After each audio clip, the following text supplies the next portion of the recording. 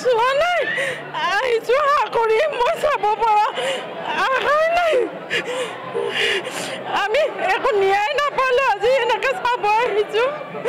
মই মোৰ ভাগৰ পৰা তেওঁলৈ চিট এটা লৈ আহিছোঁ আমাৰ ওচৰত চাব বুলি মই কেনেকৈ থিয় হৈ আছোঁ গম পোৱা নাই আমি যেন এখন উলংগ দেশত মানে থুবাৰ কি প্ৰয়োজন এনেকুৱা হৈ থিয় হৈ আছোঁ নেকি এনেকুৱা অনুভৱ হৈছে মোৰ আজি বিশ্বাস আমি সৰু মানুহ নহয় ধনী মানুহৰ কথাবিলাক বহুত বেলেগ হয় চব কথা গোপনীয় হৈ যায় গতিকে মই এটাই শব্দ ক'ম এইখন দেশে উলংগ তাতে থুবাৰ একো প্ৰয়োজন নাই এনেকুৱা লাগিছে আজি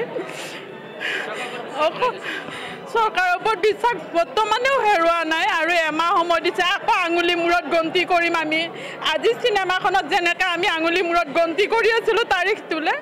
আকৌ নেক্সট আমি গন্তি কৰিম যে এমাহৰ মূৰত আকৌ এটা ন্যায় পাম বুলি কৈছে সেইটোৱে অসহ্য হৈছে কেনেকৈ চাম কেনেকৈ লওঁ এনেকুৱা ইমান বুকুখন কিমান ডাঠ কৰি আহিছোঁ ৰাতিপুৱাৰ পৰাই কান্দি আছোঁ নোৱাৰোঁ মই চাব তথাপিতো আহিছোঁ চাম জুবিনদাৰ তেওঁ যেনেকুৱা পাৰদৰ্শী আছিল কোনো ক্ষেত্ৰতে আজি তাৰিখলৈকে যেতিয়া হাৰ মানা নাছিল হস্পিটেলৰ বিচনাৰ পৰাই যেতিয়া কাম কৰিছিল আমি সাহস গোটাব লাগিব জুবিনদাৰ কাৰণে আৰু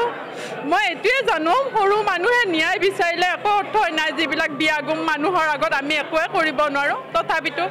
আমি যেতিয়া চৰকাৰ এখন চিলেক্ট কৰি দিছোঁ তেওঁলোকে আমাক উচিত এটা ন্যায় দিব আৰু আমি আনৰ কথাত যাতে বিচলিত হৈ কোনো ধৰণৰ অশান্তিকৰ পৰিৱেশ নকৰোঁ তাৰ কাৰণে মই ৰাইজকো অনুৰোধ কৰোঁ আমাৰ ন্যায় লাগে ন্যায়টো লাগিব